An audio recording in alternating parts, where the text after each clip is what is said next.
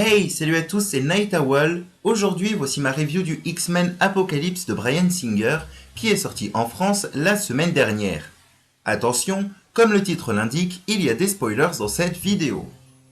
Apocalypse est le quatrième X-Men de Singer, et le troisième de la nouvelle timeline, étant une suite à First Class, le commencement qui se déroule dans les années 60, et Days of Future Past, pour les événements qui se déroulent dans les années 70. Mais que se passe-t-il donc dans ce nouveau film ? Apocalypse, premier mutant de l'histoire, a offert la civilisation à l'humanité, qui le vénère en retour comme un dieu. En Égypte ancienne, lors d'une cérémonie destinée à le faire changer d'hôte mutant à l'approche de la mort, ce qui lui permet à chaque fois de récupérer de nouveaux pouvoirs, il est trahi par des hommes qui font échouer l'opération, le plongeant dans un sommeil forcé. Après cette scène d'ouverture se déroulant il y a 3000 ans, nous découvrons ou retrouvons des personnages dans les années 80. Charles Xavier, qui a réouvert son école aidé par Hank McCoy, persuadé que la paix est revenue entre mutants et humains. Eric Lehnsherr, qui s'est reconstruit une vie et une famille. Mystique, qui parcourt le monde et aide les mutants victimes de racisme, notamment Nightcrawler dans le film. Ou encore Scott Summers, frère d'Alex Summers, vu dans le commencement et Days of Future Past, qui découvre ses pouvoirs avant d'être conduit à l'école de Xavier, où il fait la connaissance de Jean Grey. C'est à cette époque de paix apparente qu'Apocalypse se réveille. Il découvre dans les années 80 un monde totalement différent de celui qu'il a quitté, qui ne croit plus en lui, a acquis un pouvoir militaire considérable et vénère ce qu'il appelle de fausses divinités. Furieux, il décide de reprendre le monde en main et de régner dessus avec les mutants après avoir anéanti l'humanité. Dans sa quête, il fait de Magneto, Psylocke, Storm et Angel ses cavaliers de l'Apocalypse, des serviteurs à qui il offre des pouvoirs amplifiés. Rapidement, il se rend compte de la portée des capacités du Professeur X, qui lui permettrait, s'il les avait, de contrôler l'esprit d'absolument tous les mutants du monde et ainsi de les rallier à sa cause.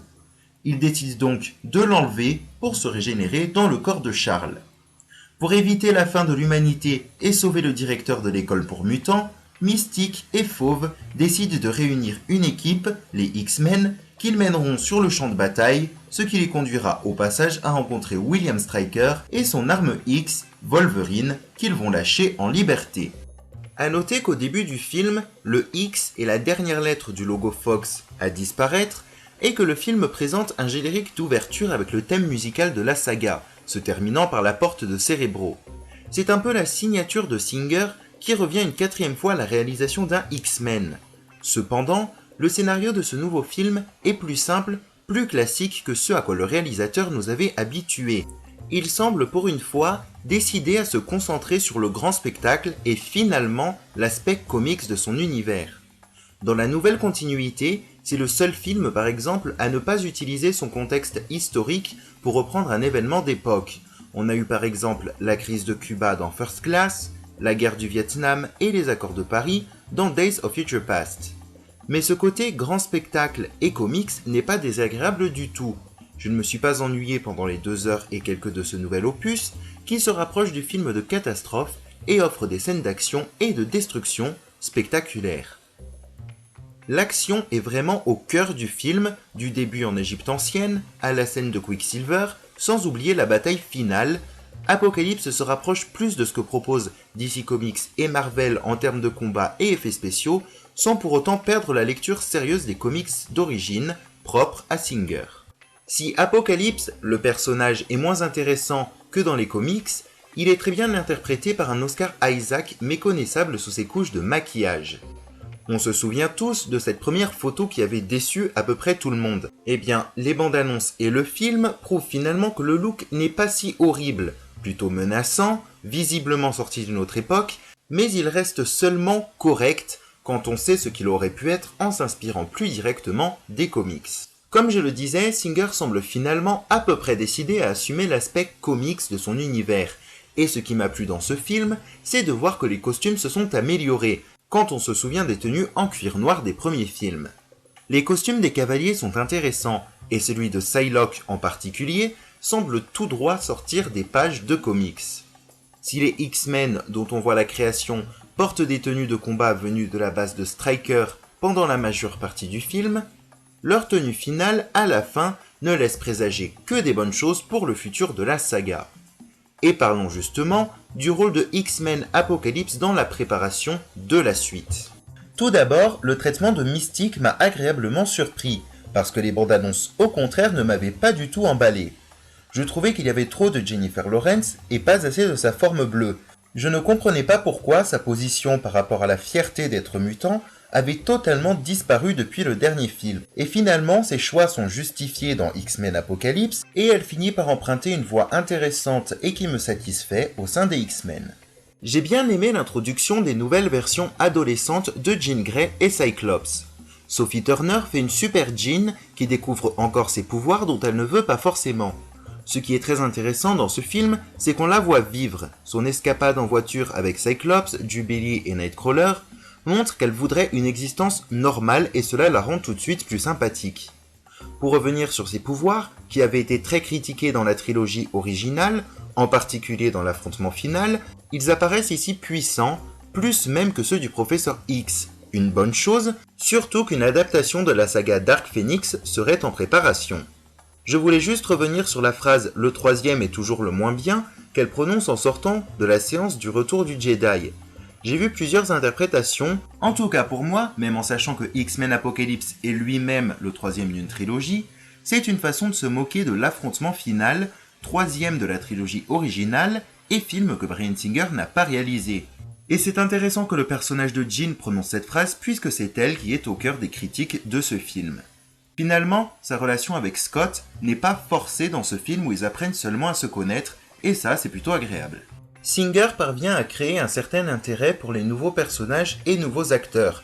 Espérons simplement que certains auront à l'avenir plus de temps à l'écran, Storm en particulier. Comme je le disais, Apocalypse se conclut avec la création des X-Men et promet de nombreuses choses pour le futur.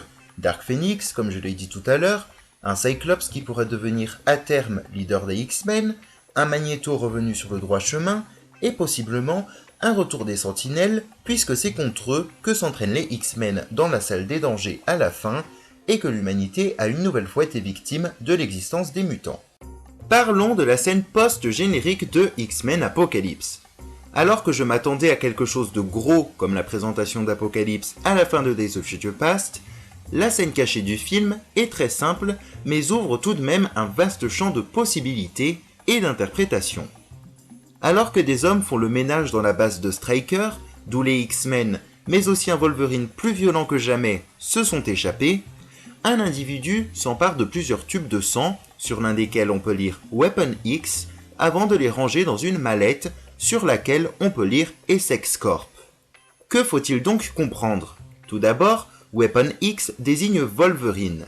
Les tubes de son sang seront probablement utilisés pour d'autres expériences, peut-être la création de X-23, un clone du personnage qui viendrait selon les rumeurs remplacer Wolverine après le départ de Hugh Jackman, mais peut-être aussi, des années plus tard, un certain Deadpool qui possède comme le héros Griffu un facteur de guérison qu'il tient justement d'une expérience scientifique. Et que dire du nom Essex Corp ? S'il n'existe pas une telle société dans les comics, Nathaniel Essex est le véritable nom de Mr. Sinister, un des vilains les plus connus des X-Men, et cette scène post-générique pourrait teaser son arrivée dans de futurs films. Il est intéressant de noter que Mr. Sinister tient ses pouvoirs d'Apocalypse dans les comics et qu'il est également lié à Cable, personnage qui devrait apparaître dans le deuxième Deadpool. En conclusion, X-Men Apocalypse est un film différent pour Bryan Singer, mais aussi pour la saga X-Men en général. Si le film gagnerait à avoir un scénario et quelques personnages un peu plus développés, il semblerait que l'univers Marvel 20th Century Fox aille dans le bon sens. Mon avis est donc globalement positif, c'est un film divertissant qui introduit efficacement de nouveaux personnages et devrait plutôt satisfaire les fans de comics. Et vous, qu'avez-vous pensé du film ? N'hésitez surtout pas à laisser un commentaire pour me le faire savoir, on se retrouve très bientôt.